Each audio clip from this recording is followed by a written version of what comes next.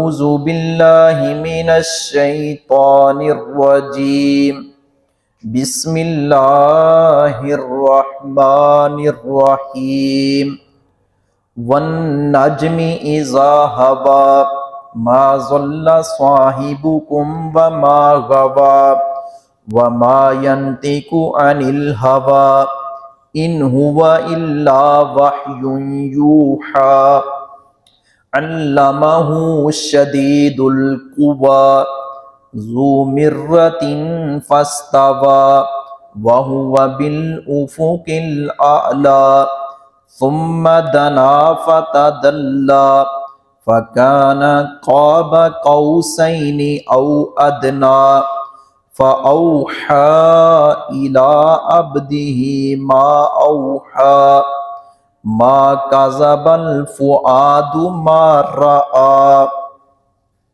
ہمہ قسم کی تعریفات بابرکت کلمات اللہ رب العالمین احکم الحاکمین کی ذات اعلیٰ و بالا کے لیے جو ہر قسم کی کج رویوں اور ٹیڑھ پن سے پاک ذات ہے۔ درود و سلام ہوں رحمت کائنات رحمت للعالمین سید الاولین والآخرین تاجدار حرمین خاتم النبیین رہبر کامل رہبر شریعت امام اعظم حضرت محمد مصطفیٰ صلی اللہ علیہ وآلہ وسلم کی ذات گرامی پر جو ہم سب کے لیے رشد و ہدایت کا ذریعہ بن کر اسوہ حسنہ بن کر تشریف لائے۔ احباب گرامی، یہ رجب کا مہینہ ہے، رجب المرجب کا، اور یہ حرمت والا مہینہ ہے، تعظیم والا، عظمت والا، شان والا مہینہ ہے۔ حرمت والے مہینے تسلسل سے 3 آتے ہیں، ذی القعدہ ہے، ذی الحجہ ہے، محرم ہے، اور ہجری سال کے درمیان میں رجب کا 1 مہینہ آتا ہے۔ یہ ٹوٹل 4 مہینے بنتے ہیں۔ قرآن کریم میں اللہ رب العزت نے تذکرہ کیا ہے ان عدۃ الشہور عند اللہ 12 شہرا فی کتاب اللہ یوم خلق السماوات والارض منہا 4 حرم، کہ جب سے زمین و آسمان کی تخلیق ہوئی ہے مہینوں کی تعداد 12 ہے۔ منہا 4 حرم، ان میں سے 4 حرمت والے ہیں۔ وہ 4 حرمت والے، ان کی توضیح اور وضاحت رسول اللہ صلی اللہ علیہ وسلم نے بیان فرمائی کہ وہ کون کون سے ہیں۔ حضرات گرامی، یہ رجب کا مہینہ، اس مہینے میں کئی ایک طور اتوار اور کئی ایک رسومات ایسی ہیں جن کی ادائیگی کی جاتی ہے ثواب سمجھ کر، اجر سمجھ کر، نیکی اور عبادت سمجھ کر۔ ہم غور کریں، کیا یہ نیکی ہے یا نہیں؟ اگر یہ نیکی ہے، اس نیکی سے تو اصحاب رسول محروم رہے، اس نیکی کی رہنمائی تو رسول اللہ صلی اللہ علیہ وسلم نے نہیں فرمائی، کہ آپ کو علم نہیں تھا، یا کلام اللہ کے اندر اللہ رب العزت نے اس بارے میں کوئی آیات نازل فرمائی ہوں، کوئی چند الفاظ نازل فرمائے ہوں۔ اگر تو یہ نیکی ہے تو پھر کلام اللہ کے اندر حدیث رسول اللہ صلی اللہ علیہ وسلم سے یہ ملنا چاہیے۔ اگر ہم اسے نیکی سمجھ کر کر رہے ہیں تو کیا نعوذ باللہ اصحاب رسول اور اہل بیت اعظام اس بات سے محروم رہے؟ ان کو علم نہیں تھا جو علم ہمیں آ گیا۔ ہم تو ان کے خدام میں سے ہیں، ہم تو ان کے پیروکار ہیں، ہم تو ان سے سیکھتے ہیں، نہ کہ ہم انہیں سکھاتے ہیں، نہ ان سے آگے بڑھتے ہیں۔ ہم تو پابند ہیں ان مقدس ہستیوں کے۔ ہمارے لیے آئیڈیل وہ ہستیاں ہیں، اور سب سے بڑھ کر نمونہ اور خوبصورت زندگی رسول اللہ صلی اللہ علیہ وسلم کی ہے۔ ایک تو 22 رجب کا دن امام جعفر صادق رحمہ اللہ کے کنڈوں کے نام سے یاد کیا جاتا ہے، جبکہ یہ حضرت امام جعفر صادق رحمہ اللہ کے نہ ولادت کا دن ہے، نہ ان کی وفات کا دن ہے، نہ کوئی اور خاص ان سے ان کی زندگی سے یہ عکاسی کرتا ہے۔ دراصل یہ کاتب وحی خال المؤمنین حضرت امیر معاویہ رضی اللہ تعالی عنہ، جو حضرت علی رضی اللہ تعالی عنہ کے ہم زلف تھے، اور اسی طرح پیارے نبی صلی اللہ علیہ وسلم کے برادر نسبتی تھے۔ کاتب وحی کے نام سے ان کو یاد کیا جاتا ہے، اور یہ دراصل ان کی وفات کا دن ہے 22 رجب۔ اور جو صحابہ کرام کے دشمن ہیں وہ اس لیے اس دن خوشیاں مناتے ہیں کہ ان کو نفرت اور بغض ہے حضرت معاویہ بن ابی سفیان رضی اللہ تعالیٰ عنہ سے، اور ہمارے سادہ لوگ مسلمان دیکھا دیکھی لکیر کے فقیر بنے ہوئے ان کی نقل کرتے چلے جا رہے ہیں۔ ہمیں غور کرنا ہوگا، اس کے پیچھے دلائل ہیں، اور پرانے کیلنڈر اٹھا کر دیکھیں، وہ لوگ جو ان مقدس ہستیوں کے دشمن ہیں انہوں نے بھی، ان کے کیلنڈر بھی اس بات کی شہادت دیتے ہیں، گواہی دیتے ہیں کہ یہ حضرت امیر معاویہ کی وفات کا دن ہے، اور ان کی وفات کے موقع پر اس دن کے نام سے یہ جشن مناتے ہیں کہ ان کی وفات ہوئی تھی، گویا کہ ان کو اپنا دشمن سمجھتے ہیں۔ اور اس کے پیچھے داستانیں بنائی گئی ہیں، پورے قصے گڑے گئے ہیں، اور ان کی بڑی فضیلت اور اہمیت بیان کی جاتی ہے۔ ایک تو یہ 22 رجب کو اہمیت دی جاتی ہے، اور دوسرا 27 رجب کو اہمیت زیادہ دی جاتی ہے۔ 27 رجب کو رسول اکرم صلی اللہ علیہ وسلم کے بابرکت سفر، جسے اسراء اور معراج کے نام سے یاد کیا جاتا ہے، اس کے ہم بھی قائل ہیں اللہ تعالیٰ کے فضل و کرم سے۔ امت مسلمہ کا ایک ایک فرد اس بات کو جانتا ہے، سمجھتا ہے کہ پیارے نبی صلی اللہ علیہ وسلم آپ کو اللہ رب العزت نے خواب میں نہیں، بیداری کی حالت میں جسم اور روح سمیت سیر کروائی ہے، مسجد حرام سے لے کر مسجد اقصیٰ تک۔ اسے اسراء کہا گیا ہے، اور اوپر کا سفر اس کو معراج کہا گیا ہے۔ سبحان الذی اسریٰ بعبدہ، پاک ہے وہ ذات۔ کون سی ذات پاک ہے؟ اللہ رب العزت کی ذات پاک ہے۔ یہ اللہ رب العزت نے لفظ سبحان سے آغاز کیا ہے۔ اللہ رب العزت پاک ہے، ہر قسم کی کج رویوں اور ٹیڑھ پن سے پاک ہے، اس کے آگے کوئی مشکل نہیں ہے، اور اس نے اپنے بندے کو سیر کروائی ہے من المسجد الحرام الی المسجد الاقصی۔ پھر اسی طرح قرآن کریم کے دوسرے مقامات سے ثابت ہوتا ہے، پھر اوپر آسمانوں پر جانا احادیث وضاحت کرتی ہیں۔ حضرت جبرائیل امین کی معیت میں یہ پورا سفر طے ہوا تھا، اور حضرت جبرائیل امین آپ صلی اللہ علیہ وسلم کی رہنمائی بھی فرماتے رہے۔ جب آپ نے جنت کے حسین مناظر دیکھے، جب آپ نے انبیاء کرام سے ملاقاتیں کی، جب رسول اکرم صلی اللہ علیہ وسلم نے دوزخ کے ہولناک اور وحشتناک مناظر دیکھے، ان تمام مواقع پر حضرت جبرائیل امین پیارے نبی کی رہنمائی فرماتے رہے، اور حضرت جبرائیل امین کی ملاقات رسول اکرم صلی اللہ علیہ وسلم کے ساتھ اصلی حالت میں 2 مرتبہ ہوئی ہے۔ ایک تو مکہ مکرمہ اور مکہ معظمہ کے محلہ جیاد کے نام سے، جسے اہل سیر نے اور مفسرین نے لکھا ہے، وہاں اصل حالت میں ملاقات ہوئی تھی۔ اور اسی طرح معراج کی رات حضرت جبرائیل امین کو اصل چہرے میں دیکھا تھا پیارے نبی صلی اللہ علیہ وسلم نے۔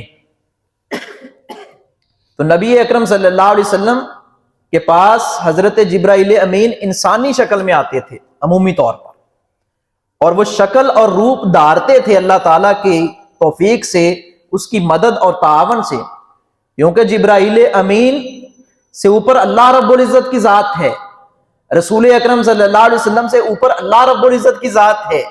اور یہ معراج اور اسراء و معراج، یہ بابرکت سفر یہ اللہ رب العزت نے پیارے نبی صلی اللہ علیہ وسلم کو کروایا، اور یہ وہ سفر ہے جس کا قرآن کریم میں اللہ رب العزت نے بڑے خوبصورت انداز سے تذکرہ کیا ہے، اور یہ آپ کے معجزات میں سے ایک اہم ترین معجزہ ہے۔ جیسے آپ کو اللہ رب العزت نے اور بہت سارے معجزات عطا فرمائے، یہ بھی آپ کے معجزات میں شمار ہوتا ہے۔ حضرت دحیہ کلبی کی شکل میں حضرت جبرائیل امین پیارے نبی کے پاس وحی لے کر آیا کرتے تھے، اور معراج کی رات اصلی شکل میں پیارے نبی سے ملاقات ہوئی، اور معراج کی رات ہی جہاں آپ صلی اللہ علیہ وسلم پر وہاں بھی وحی نازل ہوئی تھی، وہاں بھی جبرائیل امین کلام اللہ کی آخری سورۃ البقرہ کی آخری 2 آیتیں لے کر آئے تھے، جو آپ کو تحائف ملے تھے اللہ رب العزت کے ہاں۔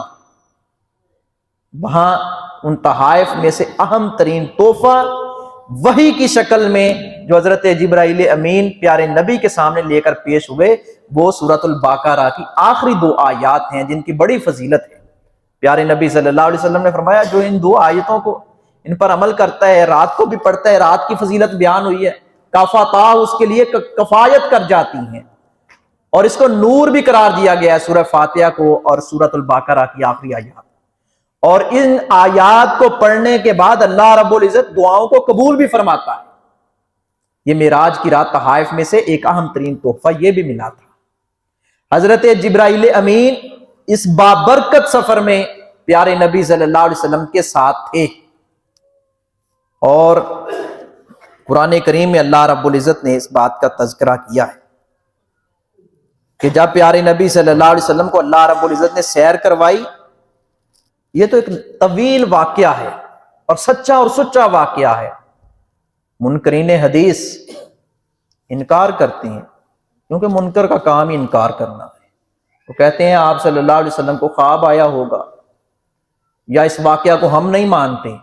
ہم اہل السنہ، ہم اہل الحدیث، ہم اہل السنہ یہ سمجھتے ہیں، مانتے ہیں کہ خواب میں نہیں، آپ کو بیداری کی حالت میں، کیونکہ اگر خواب کا ہی معاملہ تھا تو پھر اہل کفر بھی شاید مان لیتے، خواب آنا تو کوئی بڑی بات نہیں، خواب تو ہر انسان کو، عام انسان کو آ جاتے ہیں بڑے بڑے خواب۔ اور پھر رسول اللہ صلی اللہ علیہ وسلم کا خواب جو آپ کو صادق اور امین کہتے تھے، وہ آپ کے خواب پر تو کم سے کم یقین کر سکتے تھے۔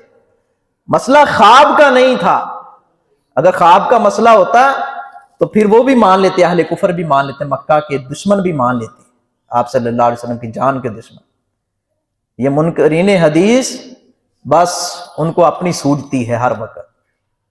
نبی صلی اللہ علیہ وسلم نے اس بابرکت سفر کا تذکرہ بھی کیا ہے کہ وہ سواری جسے براق کہا گیا اور جس کی حد نگاہ تک قدم تھے اٹھاتی تھی، اور مکہ کے لوگ کہنے لگے جو سفر ہم 40 راتوں میں طے کرتے ہیں، ایریا کا سفر، القدس کا سفر، بیت المقدس مکہ مکرمہ سے، یہ کیسے ہو سکتا ہے؟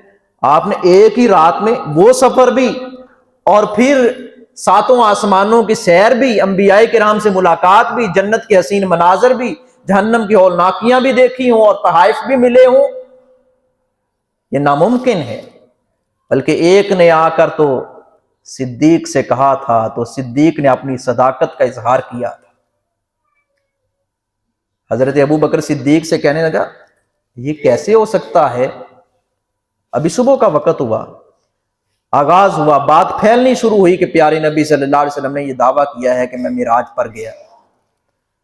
تو حضرت ابو بکر صدیق سے اہل کفر میں سے ایک نے سوال کیا، ابو بکر کیا ایسا ممکن ہے؟ حضرت ابو بکر فرمانے لگے یہ بات کس سے سنی ہے؟ کہنے لگے آپ کے ساتھی محمد مصطفیٰ صلی اللہ علیہ وسلم سے سنی ہے، سونے نبی سے سنی ہے۔ حضرت ابو بکر صدیق فوراً بولے اگر پیارے نبی سے سنی ہے تو یہ سچ ہے۔ حضرات گرامی، یہ وہ بابرکت سفر ہے اس میں نبی صلی اللہ علیہ وسلم کے ساتھ حضرت جبرائیل، اور پھر پہلے آسمان پر حضرت آدم علیہ السلام سے ملاقات، دوسرے آسمان پر حضرت یحییٰ و حضرت عیسیٰ علیہ السلام سے ملاقات، تیسرے آسمان پر حضرت یوسف سے، اور چوتھے پر حضرت ادریس سے، پانچویں پر حضرت ہارون سے، اور چھٹے آسمان پر حضرت موسیٰ علیہ السلام سے ملاقات، اور ساتویں آسمان پر حضرت ابراہیم علیہ السلام جو بیت المعمور کے ساتھ ٹیک لگا کر بیٹھے ہوئے تھے، جد الانبیاء حضرت خلیل الرحمن علیہ التحیۃ والتسلیم، ان کے ساتھ ملاقات ہوئی۔ تو پیارے نبی صلی اللہ علیہ وسلم نے فرمایا یہ حضرت جبریل فرمانے لگے یہ ابراہیم نبی ہیں، وہ بیت المعمور حضرت علی کی روایت کے مطابق رضی اللہ تعالیٰ عنہ، حضرت علی فرماتے ہیں یہ بیت المعمور جو آسمان پر اللہ رب العزت کا گھر ہے، این اسی کے نیچے زمین پر بیت اللہ ہے، نیچے بھی اللہ کا گھر ہے، ہاتویں آسمان کے اوپر بھی اللہ رب العزت کا گھر ہے، جس کے ساتھ ٹیک لگا کر حضرت ابراہیم بیٹھے ہوئے تھے، اور روزانہ اس میں 70,000 فرشتہ داخل ہوتا ہے، اور جو ایک دفعہ داخل ہو جاتا ہے اس کی اتنی جلدی باری نہیں آتی، اتنی فرشتے ہیں اللہ رب العزت کی، یہ نورانی مخلوق ہے۔ اور پھر پیارے نبی صلی اللہ علیہ وسلم سدرۃ المنتہا تک پہنچے، انتہا منتہا سدرہ بیری کو درخت کو کہتے ہیں، نبی صلی اللہ علیہ وسلم نے فرمایا وہ درخت اتنا مضبوط ترین ہے کہ اس کی جڑیں جو ہیں اس کے نیچے سے 2 ظاہری نہریں اور 2 باطنی نہریں بیٹھ رہی، باطنی نہریں اللہ کی جنت میں ہیں اور ظاہری نہریں دنیا میں ہیں، ایک دریائے فرات ہے، ایک دریائے نیل ہے، یہ بھی صحیح روایت ہے، یہ دنیا کے اندر زمین کے اوپر ظاہری، اور جو باطنی ہے اس کا پیارے نبی نے تذکرہ نہیں کیا۔ نبی اکرم صلی اللہ علیہ وسلم فرماتے ہیں کہ اس کے پتے ہاتھی کے کان کی طرح، اس درخت کے پتے، اور اسی طرح آپ نے فرمایا اس کے پھل مٹکوں کی طرح بڑے بڑے تھے۔ اب اگلی بات سنیں، وہاں حضرت جبرائیل امین کے ساتھ ملاقات ہوئی، ان کی اصلی حالت، بات ہو رہی ہے معراج کے حوالہ سے، اسراء و معراج۔ اسراء کہتے ہیں بیت اللہ سے لے کر مسجد اقصی تک کے سفر کو، اور معراج عروج، اوپر جانا، چڑھنا۔ یہ میں آسانی سے ذرا تھوڑے سے الفاظ استعمال کر رہا ہوں، مگر نہ عربی گرامر کے اعتبار سے یہ ساری چیزیں شہادت دیتی ہیں، کلام اللہ پر تو ویسے ہی ہمارا یقین ہے۔ تو یہ معراج کا سفر نبی صلی اللہ علیہ وسلم نے کیا، اور اس بابرکت سفر میں نبی اکرم صلی اللہ علیہ وسلم نے انبیاء کرام سے جو ملاقاتیں کی ہیں، اس کے بعد اگلی بات جو ہے، جو ایک بہت بڑا اختلافی مسئلہ ہے، ایک پیارے نبی صلی اللہ علیہ وسلم معراج کی رات اللہ رب العزت سے ہم کلام ہوئے تھے۔ یہ عمومی طور پر آج تک ہم بھی سنتے آئے ہیں، ہمارے کئی ایک خطباء، تقریباً ہر ممبر سے یہ آواز اٹھتی ہے، اللہ ماشاءاللہ بہت کم، اب ذرا شعور آ رہا ہے کہ لوگ سرچ کرتے ہیں، تحقیق کرتے ہیں، پھر بات میں بات بیان کرتے ہیں۔ ایسے اللہ تعالیٰ کے فضل و کرم سے ہمارے اب تحقیق کا دور ہے، ہر چیز جو ہے وہ واضح ہے۔ یہ ملاقات اللہ رب العزت کے ساتھ نہیں تھی، حضرت جبرائیل امین کے ساتھ ہی معراج کی رات اللہ رب العزت سے ملاقات ڈائریکٹ تو بالکل نہیں ہوئی۔ فَكَانَ قَابَ قَوْسَيْنِ أَوْ أَدْنَىٰ، پہلے قرآن پاک سنیں، اللہ رب العزت نے قرآن پاک میں تذکرہ کیا ہے، علمہ شدید القویٰ ذو مرۃ فاستویٰ وہو بالافق الاعلیٰ ثم دنا فتدلی، جہاں سے استدلال کیا جاتا ہے پھر وہ نزدیک ہوا پس اتر آیا، فکان قاب قوسین او ادنیٰ، پھر 2 کمانوں کے فاصلے پر ہو گیا بلکہ زیادہ قریب، فاوحیٰ الی عبدہ ما اوحیٰ، پھر اس نے اپنے اللہ نے اس بندے کی طرف وحی کی، اس سے مراد حضرت جبرائیل امین ہے۔ یعنی کہ اچھا، اس میں حیرانگی کی بات ہے، تفسیر ضیاء القرآن ہے پیر کرم شاہ ازہری کی، انہوں نے بھی یہی بات لکھی، بریلوی مکتبہ فکر کے ایک بہت بڑے مفسر گزرے، ان کے بزرگ ہیں، ہمارے بھی بزرگ ہیں حضرات گرامی، کیونکہ بزرگ سانجھے ہی ہوتے ہیں، سب کا ادب کرنا چاہیے، احترام کرنا چاہیے، لیکن بات رسول اللہ صلی اللہ علیہ وسلم کی ماننی چاہیے۔ پیر کرم شاہ ازہری نے تفسیر ضیاء القرآن 5ویں جلد سورۃ النجم کی اس آیت کی تفسیر میں لکھا ہے یہ ملاقات رسول اللہ صلی اللہ علیہ وسلم کی اللہ رب العزت کے ساتھ نہیں تھی، بلکہ جبرائیل امین کے ساتھ اصلی ان کے چہرے میں ملاقات ہوئی تھی۔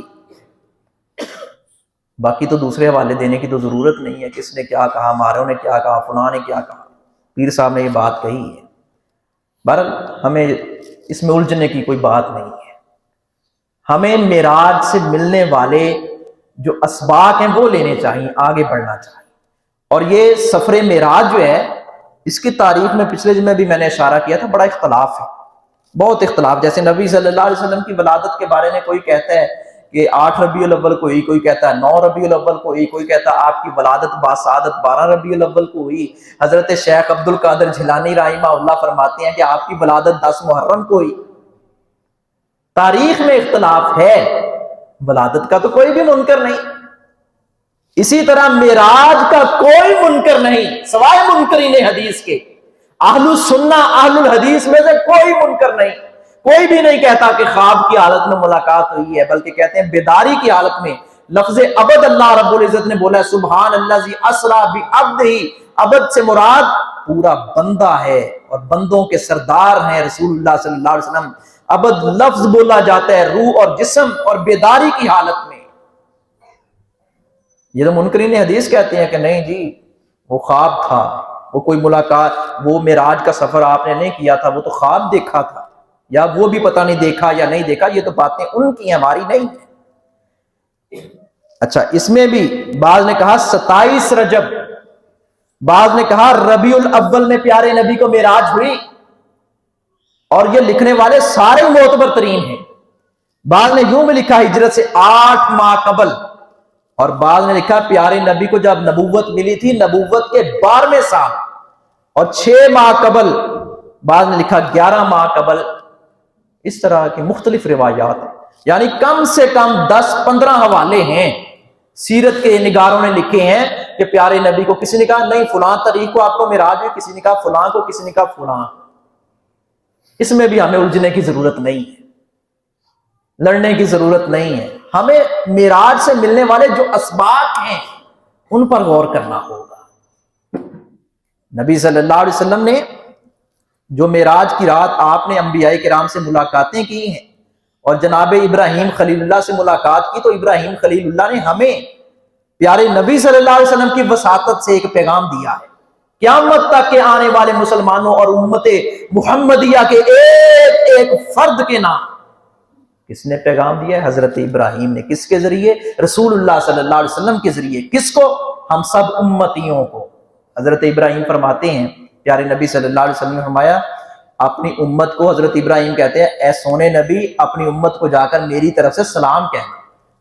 واہ یار، کاش ہم امتی بن جائیں۔ کون سلام کہہ رہے ہیں؟ ہمیں سلام کہہ رہے ہیں، حضرت ابراہیم کہہ رہے ہیں۔ کس کے ذریعے؟ رسول اللہ صلی اللہ علیہ وسلم کے ذریعے، کہ اپنی امت کو جا کر سلام کہنا میری طرف سے، اور کہنا جنت کی مٹی بڑی زرخیز ہے، جنت کا پانی بڑا شیریں ہے، اور جنت میں شجر کاری کی جا سکتی ہے۔ سبحان اللہ والحمد للہ ولا الہ الا اللہ واللہ اکبر۔ یہ معراج کی رات، اس سبق کو ہمیں پڑھنا ہوگا، اسے دل میں جگہ دینی ہوگی۔ فضولیات کی بجائے یہ کام ہمارے کرنے کے ہیں۔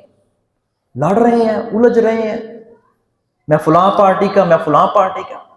آئیے اللہ رب العزت کے ساتھ ہم اپنا تعلق مضبوط کریں۔ ہر ایک نے اپنا اپنا حساب دینا، لیکن لڑیں نہ، ہم سیاست دانوں کے پیچھے ہم نہ لڑیں، آپس میں رشتہ داریوں کو نہ توڑیں۔ بائی بائی کا گریبان کیوں پکڑے ان کے پیچھے لگ کر؟ یہ ختم ہو جائے گا، الیکشن چلا جائے گا، ہمارے کرنے کے جو کام ہیں ہم وہ کریں، ہماری ترجیحات وہ ہوں۔ وگرنہ جو جس پارٹی کو ووٹ دے گا، جتنے بڑے ظالم کو دے گا، میں دوں گا یا آپ دیں گے، کوئی بھی دے گا، وہ اللہ رب العزت کے ہاں اپنا اپنا حساب دے گے۔ آپ نے میرا حساب نہیں دینا، میں نے آپ کا حساب نہیں دینا، اپنی اپنی قبر میں ہوں گے، اپنا اپنا سب کچھ ہوگا، وہاں اللہ رب العزت کی عدالت ہوگی۔ ہمارے کرنے کے یہ کام ہیں معراج کی رات۔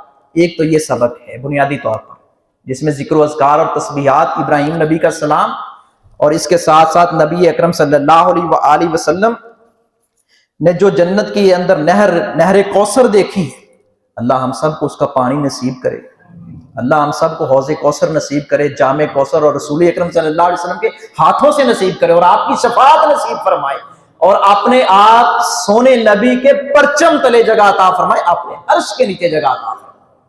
حضرات گرامی، نبی اکرم صلی اللہ علیہ وسلم آپ نے جہاں جنت کے حسین مناظر دیکھے ہیں، وہاں اس کے ساتھ ساتھ آپ کو جو تحائف ملے ہیں، یہ تو مشہور ہے کہ نمازوں کا تحفہ آپ کو معراج کی رات ملا ہے۔ آپ نچلے آسمان پر، چھٹے آسمان پر حضرت موسیٰ علیہ السلام کے پاس آئے، انہوں نے پوچھا کیا ملا ہے؟ 50 نمازیں ملی ہیں۔ آپ سنتے رہتے ہیں اکثر واعظین سے، کہا میں اپنی امت کو، بنی اسرائیل کو آزما چکا ہوں، آپ واپس جائیں، اللہ رب العزت سے ریکویسٹ کریں نماز میں تخفیف ہو جائے۔ وہ کم ہوتی گئیں 50 سے 45، 40، 35، 30، 25، 20، اور اسی طرح 15، پھر 10، پھر 5۔ فرمایا امت پڑے گی 5، اللہ رب العزت ثواب 50 کا عطا فرمائے گا۔ حضرت موسیٰ نبی کہنے لگے ابھی بھی زیادہ ہے۔ پیارے نبی فرماتے ہیں اب تو مجھے شرم آتی ہے۔ ہمیں شرم کیوں نہیں آتی؟ ہم امتی ہیں رسول اللہ صلی اللہ علیہ وسلم۔ آپ کو جو اللہ رب العزت نے تحفہ اور بابرکت تحفہ دیا نماز کی شکل میں، جس سے استثناء انبیاء کرام کو حاصل نہیں ہے، تو مجھے اور آپ کو کیسے حاصل ہے؟ جس سے استثناء صحابہ کرام کو اور اہل بیت کو حاصل نہیں، ہمیں کیسے حاصل ہے؟ ہم نے سونے نبی کے اس تحفے کی قدر نہیں کی۔ ایک تو یہ نمازوں والا تحفہ ہے، اور دوسرا میں نے عرض کیا معراج کی رات جب حضرت جبرائیل امین کے ساتھ پیارے نبی کی ملاقات ہوئی تھی، ان کے اصلی چہرے میں عمومی طور پر حضرت جبرائیل امین کے ساتھ ملاقات ہوتی تھی حضرت داہیہ قلبی کی شکل میں۔ اس وقت سورۃ البقرہ کی 2 آیتیں ملی تھی، اور تیسرے نمبر پر جو تحفہ ملا تھا امت محمدیہ کے ہر فرد کے لیے، کہ پیارے نبی صلی اللہ علیہ وسلم کو، کہ آپ کی امت کے ہر اس شخص کو بخش دیا جائے گا جو اللہ کے ساتھ کسی کو شریک نہیں ٹھہراتا ہوگا۔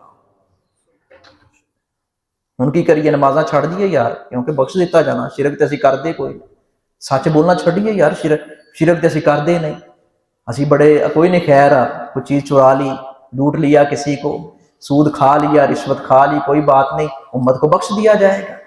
یہ جھوٹی تسلیاں ہم اپنے آپ کو دیتے ہیں۔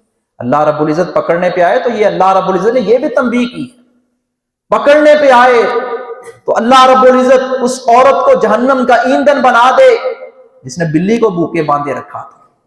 اللہ پکڑنے پہ آئے تو اس عورت کو جو بڑی نیکیاں کرتی تھی، تہجد گزار بھی تھی، صرف فرائض نہیں، لیکن اس کی زبان سے اس کے ہمسائے تنگ تھے، پیارے نبی نے فرمایا ہی فی النار۔ یہ 3 تحائف، ان کی قدر کیجئے۔ حضرت ابراہیم نبی کی نصیحت اور ان کا پیغام، اس پر عمل کیجئے۔